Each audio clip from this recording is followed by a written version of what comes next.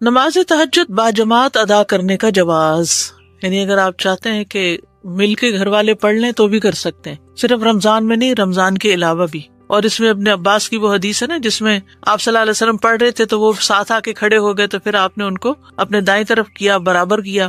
بیوی کا شوہر کے پیچھے نماز پڑھنا، انس رضی اللہ عنہ سے روایت ہے کہ رسول اللہ صلی اللہ علیہ وسلم نے رات کو قیام کیا تو آپ کی ایک بیوی بھی آپ کی نماز کے ساتھ نماز پڑھنے لگی۔ جب آپ کو محسوس ہوا تو آپ اس کی طرف متوجہ ہوئے اور اس سے فرمایا اگر تم چاہتی ہو تو لیٹ جاؤ۔ انہوں نے کہا میں ابھی حشاش بشاش ہوں۔ آپ نے فرمایا تم میری مثل تو نہیں ہو، میری تو آنکھوں کی ٹھنڈک نماز میں ہے۔ بیٹھ کر قیام کرنے کا جواز، ام المومنین عائشہ رضی اللہ عنہا کہتی ہیں کہ انہوں نے رسول اللہ صلی اللہ علیہ وسلم کو رات کی نماز کبھی بیٹھ کر پڑھتے نہیں دیکھا، لیکن جب عمر رسیدہ ہو گئے تو آپ بیٹھ کر قرات کرتے، پھر جب رکوع کرنا چاہتے تو کھڑے ہو کر تقریباً 30 یا 40 آیات پڑھ کر رکوع فرماتے، یعنی اللہ اکبر کہہ کے تھوڑا سا پڑھ لیتے ہوں گے اور پھر بیٹھ جاتے، اور پھر جب رکوع کرنے کا ارادہ کرتے پھر کھڑے ہو جاتے، پھر کھڑے ہو کر کچھ پڑھتے اور پھر رکوع کرتے۔ تو اس سے یہ پتہ چلتا ہے کہ قیام کا کچھ حصہ کھڑے ہو کر اور کچھ بیٹھ کر یا بیٹھنے کے بعد پھر کھڑے ہو کر بھی کیا جا سکتا ہے۔ عبداللہ بن شقیق اخیلی سے روایت ہے، انہوں نے کہا میں نے عائشہ رضی اللہ عنہا سے رسول اللہ صلی اللہ علیہ وسلم کی رات کی نماز کے بارے میں سوال کیا تو انہوں نے کہا آپ رات کو لمبا وقت کھڑا ہو کر نماز پڑھتے اور رات کو لمبا وقت بیٹھ کر نماز پڑھتے، اور جب آپ کھڑے ہو کر قرات کرتے تو کھڑے کھڑے رکوع کرتے، اور جب بیٹھ کر قرات کرتے تو بیٹھ بیٹھے رکوع کر لیتے۔ یعنی اس طرح بھی ہے، یعنی ضروری نہیں کہ کھڑے ہو کر پھر کرے، بیٹھ کر اگر پڑھ رہے ہیں تو بیٹھ کے پھر رکوع کیا جا سکتا ہے۔ نیند کے غلبے میں نماز نہ پڑھنا، ابو ہریرہ رضی اللہ عنہ سے مروی کہتے ہیں کہ رسول اللہ صلی اللہ علیہ وسلم نے فرمایا جب تم میں سے کوئی رات کو قیام کرے پھر قرآن کو اپنی زبان پر بھاری محسوس کرنے لگے، اسے یہ معلوم نہ ہو کیا کہہ رہا ہے، چاہیے کہ سو جائے۔ کبھی ایسا ہوتا ہے نا، وہ آپ کو اتنی نیند آ جاتی ہے کہ آپ پڑھتے ہوئے آیت کے بیچ میں پھر سو جاتے، پھر شروع کرتے ہیں، تو بہتر ایسے اپنے آپ سے لڑنے کی بجائے سو جائیں۔ چستی ہو تو نماز پڑھنا چاہیے۔ انس رضی اللہ عنہ سے مروی انہوں نے کہا کہ رسول اللہ صلی اللہ علیہ وسلم مسجد میں داخل ہوئے اور 2 ستونوں کے درمیان ایک رسی لٹکی ہوئی تھی۔ آپ نے پوچھا یہ رسی کیسی ہے؟ کہا گیا اللہ کے رسول یہ حمنہ بنت جہش کی ہے، وہ نماز پڑھتی ہے، جب تھک جاتی ہے تو اس کے ساتھ لٹک جاتی ہے۔ تو رسول اللہ صلی اللہ علیہ وسلم نے فرمایا جب تک طاقت ہو نماز پڑھے، جب تھک جائے تو بیٹھ جائے۔ زیاد نے روایت کی آپ نے پوچھا یہ کیا ہے؟ تو صحابہ کہنے لگے یہ زینب کی ہے، وہ نماز پڑھتی رہتی ہے، جب سست ہوتی تھک جاتی تو اسے تھام لیتی ہے۔ آپ نے فرمایا اسے کھول دو۔ پھر فرمایا تمہیں چاہیے کہ جب تک چستی سے نماز پڑھی جائے پڑھو، جب سستی محسوس کرو یا تھک جاؤ تو بیٹھ جاؤ، تو کھڑے نہ ہو، کیونکہ پھر انسان کی توجہ نہیں رہتی نماز کی طرف جب جسم پین میں ہوتا ہے۔ تو قیام میں اعتدال، عبداللہ بن عمر کہتے ہیں کہ رسول اللہ صلی اللہ علیہ وسلم میرے پاس تشریف لائے اور فرمایا کیا میں درست خبر دیا گیا ہوں کہ تم رات بھر قیام کرتے رہتے ہو اور دن میں روزے رکھتے ہو؟ میں نے کہا جی ہاں۔ آپ نے فرمایا ایسا نہ کرو، قیام بھی کرو اور سو بھی، روزے بھی رکھو اور بلا روزے سے بھی رہو، کیونکہ تمہارے جسم کا بھی تم پر حق ہے۔ یعنی ساری رات قیام نہیں کرنا چاہیے، کچھ حصہ ضرور سو جانا چاہیے۔ نبی صلی اللہ علیہ وسلم نے سلمان اور ابو درداء رضی اللہ عنہ میں بھائی چارہ کرایا، مواخات جو تھی۔ سلمان فارسی ہجرت کر کے آئے تھے اور ابو درداء مدینہ کے تھے۔ ایک مرتبہ سلمان رضی اللہ عنہ ابو درداء سے ملاقات کے لیے گئے تو انہوں نے ام درداء کو انتہائی پراگندہ حال میں دیکھا۔ ان سے پوچھا تمہارا کیا حال ہے؟ وہ کہنے لگے تمہارے بھائی ابو درداء کو دنیا میں کوئی حاجت نہیں رہی۔ اتنے میں ابو درداء بھی آ گئے، انہوں نے سلمان رضی اللہ عنہ کے لیے کھانا تیار کیا۔ پھر سلمان رضی اللہ عنہ سے کہا تم کھاؤ، میں تو روزے سے ہوں۔ سلمان رضی اللہ عنہ نے کہا جب تم نہیں کھاؤ گے تو میں بھی نہیں کھاؤں گا۔ تو ابو درداء نے کھانا کھا لیا۔ جب رات ہوئی تو ابو درداء عبادت کے لیے اٹھے تو سلمان رضی اللہ عنہ نے کہا اب سو جاؤ، وہ سو گئے۔ تھوڑی دیر بعد پھر وہ اٹھے تو سلمان رضی اللہ عنہ نے کہا ابھی سو جاؤ۔ جب رات کا آخری حصہ ہو تو سلمان رضی اللہ عنہ نے کہا اب اٹھ جاؤ۔ پھر دونوں نے نماز پڑھی، یعنی سو بھی اور نماز بھی پڑھو، کیونکہ وہ بالکل عبادت اور روزے میں، دن میں روزہ رات میں عبادت، تو بیوی کی طرف سے، گھر کی طرف سے بالکل غافل، اس سے منع کیا گیا۔ اس کے بعد سلمان رضی اللہ عنہ نے کہا تمہارے رب کا بھی تم پہ حق ہے، تمہارے نفس کا بھی تم پر حق ہے، تمہاری بیوی کا بھی تم پر حق ہے، اس لیے ہر حق والے کو اس کا حق دو۔ پھر وہ نبی صلی اللہ علیہ وسلم کی خدمت میں حاضر ہوئے اور آپ سے اس کا تذکرہ کیا تو آپ نے فرمایا سلمان نے سچ کہا۔ جندب رضی اللہ عنہ فرماتے ہیں نبی صلی اللہ علیہ وسلم بیمار ہو گئے تو 1 یا 2 رات قیام نہیں فرمایا۔ ویسے تو یہ کہا جاتا ہے نا کہ احب الاعمال الی اللہ ادومھا، اللہ کے نزدیک وہ کام زیادہ پسندیدہ ہے جو مسلسل ہو، لیکن بیماری یا سفر کی وجہ سے اگر کوئی شخص اپنا ورد پورا نہ کر سکے تو اس کو کیے بغیر بھی اجر مل جاتا ہے۔ کسی وجہ سے قیام رہ جائے تو دن میں اسے پورا کرنا۔ عائشہ رضی اللہ عنہ کہتی ہے کہ رسول اللہ صلی اللہ علیہ وسلم جب بھی کوئی نماز شروع کرتے تو اسے ہمیشہ پڑھتے، اور آپ سے کسی رات آنکھوں میں نیند کے غلبے یا بیماری کی وجہ سے تہجد کی نماز چھوٹ جاتی تو آپ دن کے وقت 12 رکعتیں پڑھ لیتے. یہ پیچھے بھی ہم پڑھ چکے ہیں کہ فطر کی قضا کیسے ہوتی ہے. اور رسول اللہ صلی اللہ علیہ وسلم ساری رات صبح تک قیام نہیں فرماتے تھے, ایک رات میں سارا قرآن نہیں پڑھتے تھے, اور رمضان کے علاوہ کسی مہینے کے مکمل روزے نہیں رکھتے تھے حتیٰ کہ آپ وفات پا گئے. تو یہی ہمارے لیے بھی اچھا نمونہ ہے کہ عبادت میں ایک اعتدال ہونا چاہیے, یہ نہیں کہ انسان ایک کام کو لگا تو بس وہی کرتا چلا جائے. عبد الرحمن بن عبد القاری سے روایت, انہوں نے کہا کہ میں نے عمر بن خطاب سے سنا, وہ کہہ رہے تھے کہ رسول اللہ صلی اللہ علیہ وسلم نے فرمایا, جس کسی کا حفظ قرآن کا 7واں حصہ جو عموماً ایک رات میں تہجد کے دوران پڑھا جاتا تھا, یا اس کا کچھ حصہ سوتے رہ جانے کی وجہ سے رہ گیا اور اس نے نماز فجر اور ظہر کے درمیان پڑھ لیا, تو اس کے حق میں یہ ایسے لکھا جائے گا جیسے اس نے رات ہی کو پڑھا تھا. کبھی ایسا ہوتا ہے بیمار ہوتا ہے انسان, سستی چھا جاتی ہے, نہیں پڑھ سکتا, تو ایسی صورت میں کیا کرے, دن کو پڑھ لے. جیسے ابھی آپ نے پوچھا تھا نا کہ اگر تہجد میں قرآن پڑھ لیا تو اس کے بعد فجر کے وقت نہیں پڑھا, دوبارہ بیٹھ کے تلاوت, کوئی حرج نہیں, دن کے کسی حصے میں پڑھ لیں. تہجد کے لیے معاون اسباب کیا کیا چیزیں مددگار ہوتی ہیں؟ نمبر 1 نیت کرنا, کیونکہ جو نیت کرتا ہے نا وہ پا ہی لیتا ہے. ابن قیم کہتے ہیں بندے کی نیت, اس کے عزم, اس کی مراد اور اس کی دلچسپی کی مقدار کے مطابق ہی اللہ اس کو توفیق اور مدد دیتا ہے. یعنی جیسا آپ کا ارادہ ہوگا, جو آپ کی چاہت ہوگی, اس کے مطابق ہی آپ کے لیے دروازے کھلیں گے. بس اللہ کی طرف سے بندوں پر مدد, ان کی اللہ کے یہاں قدر و منزلت, ان کی ثابت قدمی, ان کی جنت کی طرف رغبت اور ان کی جہنم سے رہبت کے مطابق ہی آتی ہے.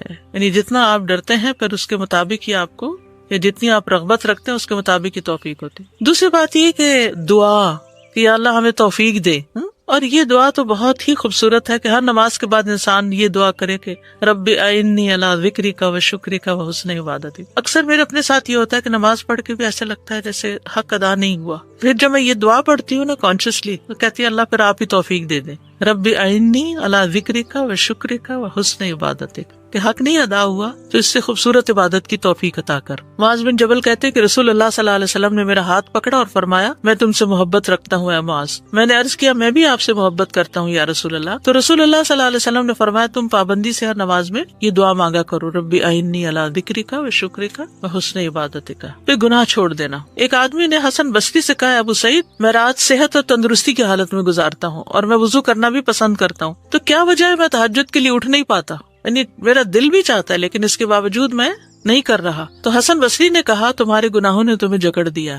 یہ سارے وسائل ہوتے ہوئے بھی اگر انسان کسی نیکی سے محروم ہے تو پھر کوئی رکاوٹ ہے. فضیل بن ایاس کہتے ہیں, جب تم قیام اللیل اور دن کے روزے پہ قادر نہ ہو تو جان لو کہ تم محروم کر دیے گئے, جکڑ دیے گئے, اور تمہارے گناہوں نے تمہیں جکڑ دیا. دن میں قیلولہ نہ کرنا.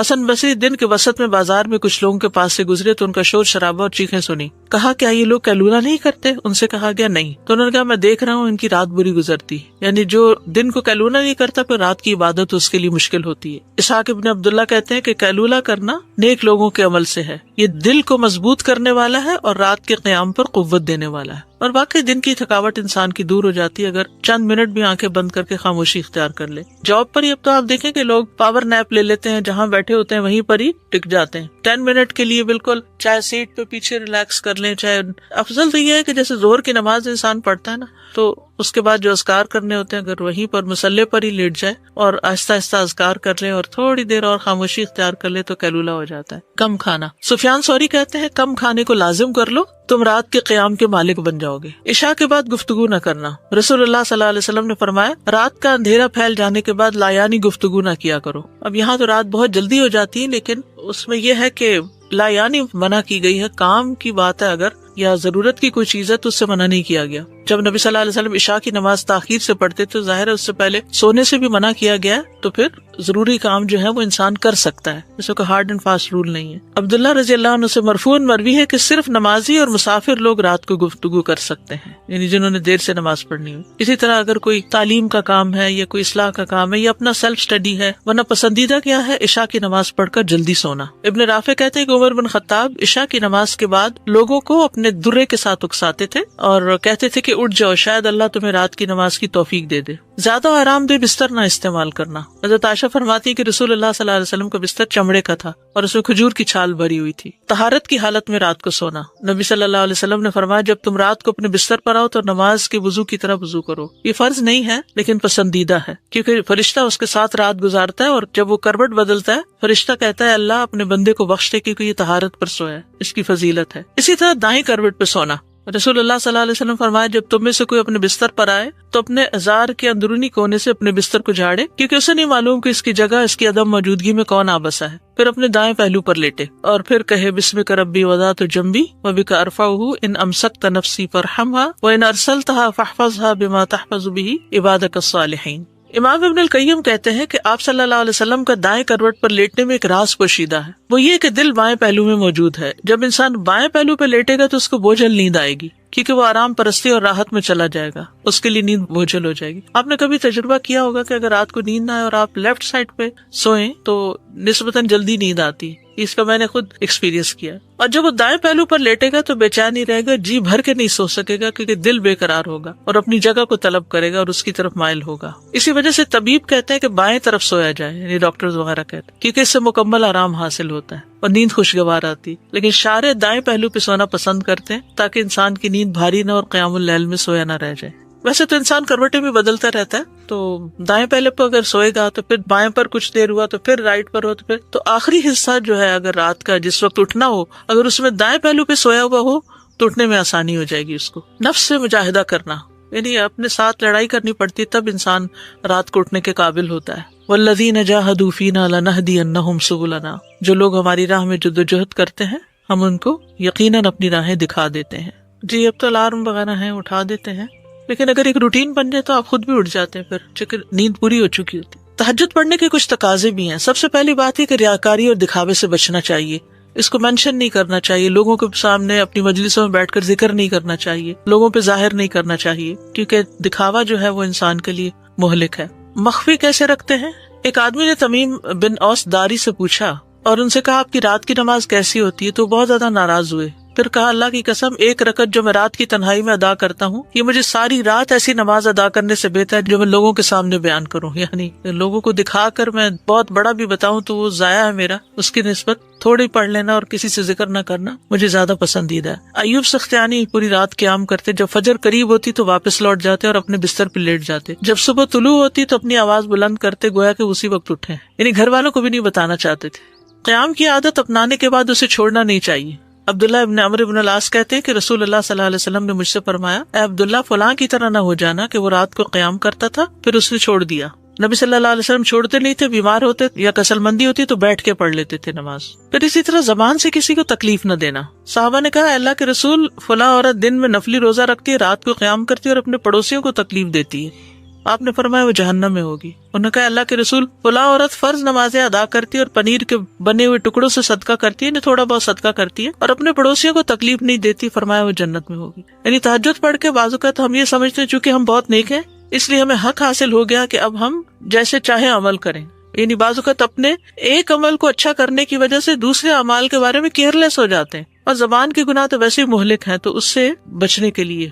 پھر اسی طرح تنہائی میں حرام کاموں سے بچنا یہ بھی بڑا ضروری ہے. یعنی تہجد کی حفاظت بڑی ضروری ہے. نبی صلی اللہ علیہ وسلم نے فرمایا میں اپنی امت کے ان لوگوں کو جانتا ہوں جو روز قیامت تہامہ پہاڑوں کی مثل ڈھیروں نیکیاں لے کر آئیں گے، لیکن اللہ ان کی نیکیوں کو فضا میں پھیلے ہوئے غبار کے باریک ذروں کی طرح بے اہمیت کر دے گا. بے شک وہ تمہارے ہی بھائی ہوں گے، تمہاری نسل سے ہوں گے، رات کو تمہاری طرح قیام کریں گے، لیکن تنہائیوں میں اللہ کے حرام کردہ امور کا ارتکاب کریں گے. یعنی اکیلے چھپ کے غلط کام کریں گے لوگوں کی نگاہوں سے. ان لوگوں کے سامنے بڑے نیک پارسا اور ویسے بڑے عبادت گزار تہجد گزار، لیکن تنہائی میں حرام کام کرنے والے. اب یہ کہ کچھ لوگ کوشش کے باوجود اگر تہجد پڑھ نہیں پا رہے تو کیا کریں؟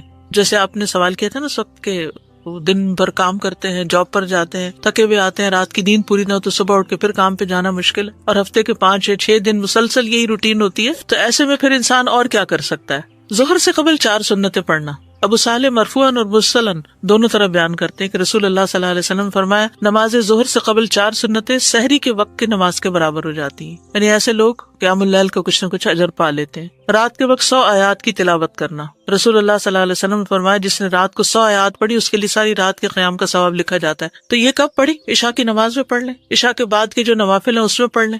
فجر اور عشاء جماعت سے ادا کرنے پر پوری رات کے قیام کا اجر. یعنی اگر تہجد نہیں بھی پڑھ پا رہے تو مردوں کے لیے ہے یہ، فجر اور عشاء جماعت سے پڑھ لیں. امام کے ساتھ تراویح پڑھنا. جب آدمی امام کے ساتھ نماز پڑھتا ہے اور اس کے فارغ ہونے تک اس کے ساتھ رہتا ہے تو اس کے لیے پوری رات کا قیام شمار کیا جاتا ہے. یعنی وتر وغیرہ بھی ساتھ پڑھنا. اکثر لوگ سوال کرتے ہیں کہ ہم نے تہجد پڑھنے ہوتے اس لیے امام کے ساتھ وتر نہیں پڑھتے. نہیں, آپ وتر پڑھ لیں ان کے ساتھ, گھر آ کے پھر نفل پڑھنے تو پڑھ لیں, کوئی منع تھوڑی ہے. حسن اخلاق, رسول اللہ صلی اللہ علیہ وسلم نے فرمایا بلا شبہ آدمی حسن اخلاق کی وجہ سے رات کو قیام کرنے والے, دن کو روزہ رکھنے والے کے مرتبے کو پا لیتا ہے. یعنی اگر آپ سے نہیں دن کو بھی کچھ پڑھا جا رہا, رات کو بھی, تو کم از کم اچھا اخلاق کر لیں تو تہجد گزاروں سے بھی آگے نکل سکتے ہیں. مزاج میں عمدگی, عبداللہ ابن عمر کہتے ہیں میں نے رسول اللہ صلی اللہ علیہ وسلم کو یہ فرماتے ہوئے سنا, سیدھے راستے پر گامزن مسلمان اپنے عمدہ مزاج اور اپنے حسن اخلاق کی وجہ سے بہت زیادہ روزہ رکھنے والے اور اللہ عز و جل کی آیات کے ساتھ لمبا قیام کرنے والے کے مرتبے کو پا لیتا ہے. عمدہ مزاج, نرم کلام, دوسروں کو کھانا کھلانا, بیوہ اور مسکین کے لیے دوڑ دھوپ کرنا. نبی صلی اللہ علیہ وسلم نے فرمایا بیوہ اور مسکین کے لیے دوڑ دھوپ کرنے والا ایسا ہے جیسے کہ اللہ کے راستے میں جہاد کرنے والا یا رات کو قیام کرنے والا اور دن کو روزہ رکھنے والا. یعنی اگر آپ قیام پر قادر نہیں تو دیگر اچھے کاموں کی پابندی شروع کر دیں تو انشاءاللہ اس پر بھی اجر ملے گا. وتر کہتے ہی آڈ نمبر کو ہے نا, تو آپ چاہے ملا کے پڑھیں نفل کے ساتھ, چاہے آپ الگ پڑھ لیں, دونوں طرح ٹھیک ہے.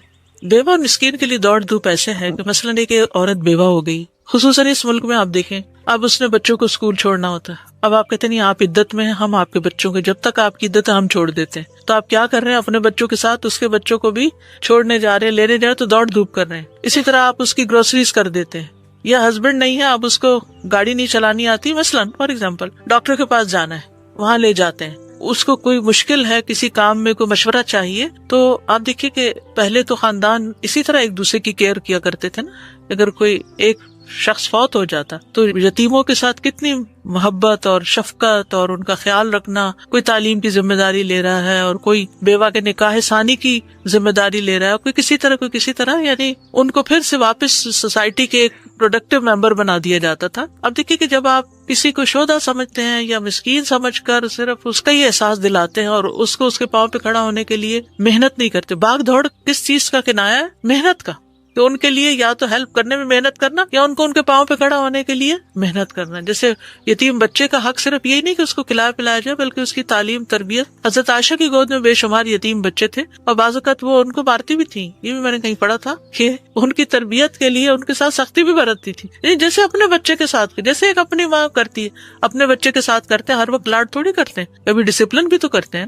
یہی دوڑ دھوپ ہوتی ہے کہ آپ خود کچھ کرو, اگر خود نہیں کر سکتے تو انہیں ان کا کچھ ارینجمنٹ کر دو, بندوبست کر دو. آج کل میں ایک سیریز تھوڑے اس پہ کام کر رہی ہوں, احسان کے انداز, تو اس میں مختلف واقعات پڑھنے کو ملتے ہیں. جیسے سال ہر سال لوگ ہمسایوں کے بوڑھے شخص کو اپنے گھر رکھ رہے ہیں کہ جس کو کوئی دیکھنے والا نہیں ہے, سارا محلہ یہ سمجھتے شاید یہ ان کے ہی دادا ہیں, لیکن وہ پہلے اولڈ ہوم نہیں ہوتے تھے, ہمسائے رشتے دار, کسی کے یہاں کوئی بیوہ پھپھی ہیں, کسی کے یہاں کوئی خالہ ہیں, کہ نانی بوڑھی ہو گئی تو وہ آ گئی, دادی گھر میں رہ رہی ہیں. تو لوگ انہی چیزوں میں اجر و ثواب سمجھتے تھے, اور اتنا بڑا اجر ہے تہجد پڑھنے سے بھی زیادہ. آج ہم کیا چاہتے ہیں, ہماری ساری لائف روٹین کی ہو, ہم تہجد بھی پڑھیں, لیکن کوئی ہماری زندگی میں مداخلت نہ کرے. کچھ کوآرڈینیشن ایسی ہو جائے نا کہ کوئی ایک سینٹر ایسا ہو کہ جہاں فوری خبر پہنچ جائے کہ کس کے اوپر کیا مشکل آئی ہے, اور پھر والنٹیئرز نے بھی اپنے نام لکھوائے میں ہوں گے ضرور, لیکن یہ کہ جیسے آپ سجیسٹ کر رہی ہیں اگر الہدا بھی ایسی سروس شروع کر سکے تو اس میں یہ ہے کہ جو لوگ والنٹیئر کرتے ہیں کہ اگر کسی کو کوئی پرابلم ہے تو ہمیں بتا دیں, ہم حاضر ہیں. کچھ لوگوں کے پاس وقت بھی ہوتا ہے, صحت ہوتی ہے, طاقت ہوتی ہے, اور وہ خدمت کرنا چاہتے ہیں, یہ اجر کمانا چاہتے ہیں, تو ان کو جوڑنے والے بس لوگ ہونے چاہیے. کچھ لوگ تو اپنے پرسنل کیپیسٹی میں لوگوں کو جوڑتے رہتے ہیں, اس کو اس کے ساتھ, اس کو اس کے ساتھ, تو لوگوں کی زندگی آسان ہو جاتی. جو کسی کے لیے آسانی پیدا کرتا ہے اللہ تعالیٰ قیامت کے دن اور دنیا میں بھی اس کے لیے آسانی پیدا کرتا ہے. کسی کو انس دینا, یعنی کسی کے پاس بیٹھ کے اس کی وحشت دور کرنا. چلیے, صلاۃ الضحیٰ, ضحیٰ کے وقت کی اہمیت قرآن مجید میں اللہ تعالیٰ نے اس کی قسم بھی کھائی ہے. والضحیٰ, قسم ہے دھوپ چڑھنے کے وقت کی. داؤد علیہ السلام کی تسبیح کا وقت تھا یہ. انا سخرنا الجبال معه يسبحن بالعشی والاشراق, یہ جو اشراق کی نماز آپ پڑھتے ہیں نا, تو یہ ان کی تسبیح کا وقت تھا. بے شک ہم نے پہاڑوں کو اس کے ہمراہ مسخر کر دیا, وہ دن کے پچھلے پہر اور سورج چڑھنے کے وقت تسبیح کرتے تھے. ابن کثیر رحمہ اللہ کہتے ہیں یعنی بے شک اللہ نے پہاڑوں کو مسخر کیا داؤد علیہ السلام کے ساتھ سورج چڑھنے کے وقت اور دن کے آخری حصے میں تسبیح کریں, جیسے کہ اللہ تعالیٰ نے فرمایا اے پہاڑوں اس کے ساتھ تسبیح کو دہراؤ اور پرندے بھی, تو وہ سب کٹھے ہو جاتے تھے, پرندے اور تسبیح دہراتے تھے. نبی صلی اللہ علیہ وسلم دہا کے وقت سفر سے واپس آتے. کعب بن مالک سے مروی ہے کہ رسول اللہ صلی اللہ علیہ وسلم دن میں چاشت کے وقت کے سوا کسی اور وقت سفر سے واپس تشریف نہ لاتے تھے, پھر جب تشریف لاتے تو پہلے مسجد جاتے، اس میں 2 رکعتیں ادا کرتے، پھر کچھ دیر وہیں بیٹھ جاتے، پھر گھر جاتے۔ نبی صلی اللہ علیہ وسلم کا فجر کی نماز سے دہا کے وقت تک بیٹھ کر اللہ کا ذکر کرتے رہنا۔ جابر بن سمرہ کہتے ہیں کہ نبی صلی اللہ علیہ وسلم جب فجر پڑھتے تو اپنی نماز کی جگہ پر بیٹھے رہتے یہاں تک کہ سورج اچھی طرح نکل آتا۔ اس نماز کی بہت فضیلت ہے، رسول اللہ صلی اللہ علیہ وسلم یہ نماز ادا کیا کرتے تھے، اور آپ کی وصیت تھی حضرت ابو ہریرہ کو کہ ضحیٰ کی نماز جو ہے نہیں چھوڑنا، اور اس نماز کو اوابین کی نماز بھی کہا جاتا ہے۔ نبی صلی اللہ علیہ وسلم نے فرمایا ضحیٰ کی نماز کی حفاظت وہی کرتا ہے جو اواب ہو، اور یہی اوابین کی نماز۔ یہ ابن آدم کے جوڑوں کا صدقہ بھی ہے، یعنی ہر روز صبح ابن آدم کے ہر جوڑ پہ صدقہ لازم ہو چکا ہوتا ہے، اور وہ کیسے ادا ہوتا ہے کہ جس سے ملے اس کو سلام کہے، صدقہ، نیکی کا حکم دینا صدقہ، برائی سے روکنا صدقہ، راستے سے تکلیف دہ چیز ہٹانا صدقہ، اپنی اہلیہ سے صحبت کرنا صدقہ، اور ان سب سے ضحیٰ کی 2 رکعتیں کفایت کرتی ہیں، یعنی 2 رکعت یہ نماز ادا کر دے تو گویا سارے جوڑوں کا صدقہ۔ اس کے پڑھنے سے سارے دن میں اللہ کی کفایت کا ملنا۔ حدیث قدسی میں آتا ہے، اے ابن آدم کیا تم اس بات سے عاجز آ گئے ہو کہ تم دن کے ابتدائی حصے میں 4 رکعتیں پڑھو اور میں ان کے بدلے میں تمہیں دن کے آخر تک کفایت کروں، یعنی تمہارے کام آسان کر دوں۔ ضحیٰ کی 4 رکعت اور ظہر سے پہلے 4 رکعت پڑھنے کی فضیلت۔ آپ صلی اللہ علیہ وسلم نے فرمایا جس نے ضحیٰ کی 4 رکعت ظہر سے پہلے 4 رکعت یعنی موقدہ پڑھی، اس کے لیے جنت میں گھر بنایا جائے گا۔ مسجد میں ہی پڑھنے کی فضیلت ہے ان کو، یعنی جیسے فجر کی نماز مسجد میں پڑھی تو بندہ وہیں بیٹھا رہے، ذکر اذکار کرے، تلاوت کرے اور پھر اس نماز کو پڑھے، اور جو اس تکلیف کو برداشت کرے اس کا اجر عمرہ کرنے والے کی طرح ہے۔ اب یہ جو لوگ کہتے ہیں ضحیٰ، اشراق، اوابین کا فرق کیا ہے، یہ سوال اکثر آتا ہے۔ اشراق اور ضحیٰ کی نماز کا فرق، اول وقت میں ضحیٰ کی نماز ادا کرنا ہی اشراق کی نماز ہے۔ یہ 2 مختلف نمازیں نہیں ہیں۔ اس کا نام اشراق اس لیے رکھا گیا کہ سورج نکلنے اور اس کے بلند ہونے کے بعد ادا کی جاتی ہے اشراق، یعنی سورج کے نکلنے کو شرق کہتے ہیں۔ حسد کے لیے نا شرقہ کا لفظ بھی استعمال ہوتا ہے، حسد کرنے والے کے لیے، کیونکہ وہ بھی اندر سے جل اٹھتا ہے۔ اول وقت میں ضحیٰ کی نماز ادا کرنا ہی اشراق ہے، اور صلاۃ الضحیٰ ہی اوابین ہے۔ ٹھیک ہے، صلاۃ الضحیٰ کا وقت سورج طلوع ہونے سے لے کر ظہر کی نماز سے پہلے تک۔ ٹھیک ہے، جب سورج طلوع ہوتا ہے تو اس وقت کیا ہوتا ہے، یعنی یہ نہیں کہ نکلتے ہی، تقریباً 15 منٹ کا فرق جو ہے، اور اسی طرح سورج کے زوال سے 15 منٹ پہلے تک۔ اس کا افضل وقت تپش کی شدت کے بعد ہے، ذرا لیٹ پڑھنا زیادہ بہتر ہے۔ قاسم شیبانی سے مروی ہے کہ زید بن ارقم رضی اللہ عنہ نے کچھ لوگوں کو ضحیٰ کے وقت نماز پڑھتے دیکھا تو انہوں نے کہا یہ لوگ اچھی طرح جانتے ہیں کہ یہ نماز اس وقت کی بجائے ایک اور وقت میں پڑھنا افضل ہے، کیونکہ رسول اللہ صلی اللہ علیہ وسلم نے فرمایا اوابین اللہ کی طرف رجوع کرنے والوں کی نماز اس وقت ہوتی ہے جب اونٹ کے دودھ چھڑائے جانے والے بچوں کے پاؤں گرمی سے جلنے لگتے ہیں۔ یہ دودھ چھڑائے جانے والے بچوں کی بات اس لیے کہ ان کے پاؤں کے نیچے ابھی وہ اتنا وہ نہیں آتا اسکن کے جس سے جلنے سے بچ سکے، یعنی سورج کی تپش محسوس کرنے لگتے ہیں۔ ظہر کی نماز اور طلوع شمس کے مابین نصف وقت، ٹھیک ہے، ظہر کی نماز اور سورج نکلنے کے بیچ کا درمیانہ وقت جو ہوتا ہے نا، مثلا اگر آج کل 7:30 7:40 پہ تھا، آج تو سورج نکل رہا ہے اور ظہر اگر 12:20 پہ ہے تو اس کا جو نصف وقت بیچ میں آئے گا، 5 گھنٹے تقریباً بنتے ہیں یہ، تو 2.5 گھنٹے کے بعد 2.5 گھنٹے کتنے بنے، 8-10 بجے کے قریب 2 پڑھیں 4 پڑھیں 6 پڑھیں، یعنی آپ کے اپنے اوپر ہے۔ کم از کم 2 پڑھنا سارے جوڑوں کا صدقہ، 4 پڑھنا دن بھر کے کاموں کے لیے کفایت ہو جاتی ہے، اور نبی صلی اللہ علیہ وسلم سے 8 رکعتیں پڑھنے کا بھی ثبوت ملتا ہے۔ حضرت علی سے روایت ہے رسول اللہ صلی اللہ علیہ وسلم ضحیٰ کی نماز اس وقت پڑھتے تھے جب سورج مشرق سے اتنا نکل آتا جتنا عصر کی نماز کے وقت مغرب سے قریب ہوتا، ٹھیک ہے، یعنی کافی اونچا۔ ضحیٰ کا ناپسندیدہ وقت کون سا ہے؟ جب ابھی شیطان کے سینگوں کے درمیان، یعنی مراد اس سے یہ کہ اس وقت جو سورج کی پوجا کرنے والے ہیں چڑھتے سورج کے، جسے کہتے ہیں نا پجاری، تو وہ چڑھتا سورج نہ ہو بلکہ طلوع ہو چکا ہو۔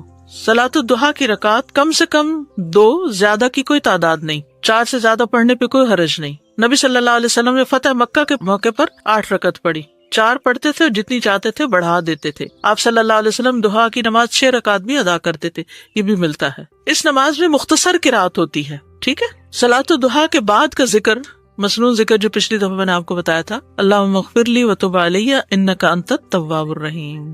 حضرت عائشہ سے مروی ہے، کہتے ہیں کہ رسول اللہ صلی اللہ علیہ وسلم نے ضحیٰ کی نماز ادا کی، پھر 100 مرتبہ اللہم اغفر لی وتب علی انک انت التواب الرحیم کہا۔ اس نماز کا ایک خاص اجر بھی ہے، اور وہ کیا ہے؟ جو شخص صبح کی نماز جماعت کے ساتھ ادا کرے، پھر بیٹھا اللہ کا ذکر کرے یہاں تک کہ سورج نکل آئے، پھر 2 رکعتیں پڑھے، اس کے لیے حج اور عمرے کا ثواب ہے۔ انس فرماتے کہ پھر رسول اللہ صلی اللہ علیہ وسلم نے فرمایا مکمل مکمل مکمل، کیونکہ وہ وقت بڑے کام کا ہوتا ہے نا، اس وقت بیٹھنا واقعی مشکل ہوتا ہے، اور اگر انسان نے تہجد بھی پڑھے ہوں پھر فجر کی نماز، تو اس وقت تک آ کے تھکاوٹ بھی ہو جاتی ہے، لیکن اگر انسان صبر کر لے تو اجر کا باعث ہے۔ اس فضیلت کو حاصل کرنے کے لیے چند شرائط بھی ہیں. نمبر 1، فجر کی نماز باجماعت ادا کی جائے. نمبر 2، سورج طلوع ہونے تک مسجد یا جائے نماز میں ہی بیٹھا رہے، اسی جگہ بیٹھا رہے. نمبر 3، سورج کے کچھ بلند ہو جانے کے بعد 2 رکعت ادا کی جائیں. سمجھ آ گئی تینوں شرائط؟ اوکے. بس جو شخص فجر کی نماز باجماعت ادا نہیں کرتا تو وہ اس فضیلت کو نہیں پا سکتا، سوائے اس عورت کے جو اپنے گھر میں اپنی نماز کو زیادہ ثواب والا سمجھتی ہے، اور یہ کہ وہ مسجد میں پڑھی جانے والی نماز سے زیادہ افضل ہے، تو وہ اس اجر سے محروم نہیں ہوگی. کسی عذر کی بنا پر مصلی سے اٹھا جا سکتا. اکثر لوگ کہتے ہیں کوئی دروازے پہ آ جاتا ہے یا کوئی فون بج جاتا ہے یا تو کیا اٹھ سکتے ہیں بیچ میں سے. حدیث میں وارد ہونے والے ثواب کو حاصل کرنے کی شرط یہ کہ بیٹھنے والا اس وقت ذکر میں ہی مشغول رہے، اور اس سے مراد یہ ہے کہ اس کا زیادہ وقت ذکر کرنے میں ہی گزرے، ورنہ کوئی شخص ایسی صورتحال سے بھی دوچار ہو سکتا ہے کہ کسی وجہ سے ذکر چھوڑنا پڑے، کسی سے بات کرنی پڑے، تو پھر بات کر سکتا ہے، کسی کے سلام کا جواب، کسی کی چھینک کا جواب، یا اگر اس کو وضو کرنے کی ضرورت پیش آ گئی ہے، بعض اوقات وضو نہیں رہتا، تو ایسا شخص جو ضرورتاً اٹھتا ہے وہ اجر سے محروم نہیں ہوگا، یہ یاد رکھیے. تو اب آپ یہ خود ڈیفائن کریں گے کہ ضرورت کیا ہے اور کیا ضرورت نہیں ہے. مریض یا عذر والے مرد کے لیے گھر میں نماز کی رخصت موجود ہے، ٹھیک ہے، وہ پھر اگر نماز کے بعد بیٹھا رہتا ہے. اسی طرح عورت بھی گھر میں جائے نماز پر بیٹھ کر یہ اجر پا سکتی ہے.